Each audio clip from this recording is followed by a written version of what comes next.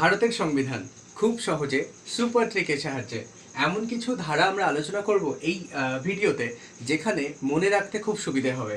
এখন আমরা দেখছি 123 নম্বর ধারা। 123 নম্বর ধারাতে ভারতের সংবিধানে বলেছে রাষ্ট্রপতি অর্ডিন্যান্স জারি করতে পারেন, অর্থাৎ রাষ্ট্রপতির অর্ডিন্যান্স জারি করার ক্ষমতা রয়েছে 123 নং ধারায়।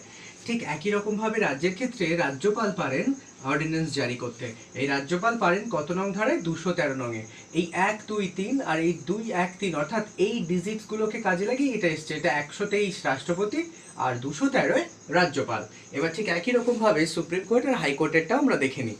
সুপ্রিম কোর্ট ব্যাপারে আলোচনা করা রয়েছে 124 নং ধারায়, আর ঠিক হাইকোর্টের ব্যাপারে আলোচনা করা 214 নং ধারায়। তাহলে আমরা যদি মনে রাখি এভাবে, সুপ্রিম কোর্ট 124, হাইকোর্ট 214।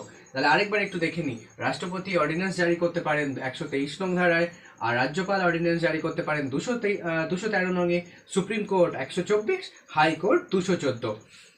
এইভাবে মজাদার ট্রিক করে মজাদার ধারাগুলোকে আমরা এইভাবে মনে রাখতে পারি। চ্যানেলটি সাবস্ক্রাইব করে সঙ্গে থাকুন শর্টকাট ট্রিকের সাহায্যে ম্যাথ পাওয়ার জন্য, এই ধরনের ভিডিও পাওয়ার জন্য।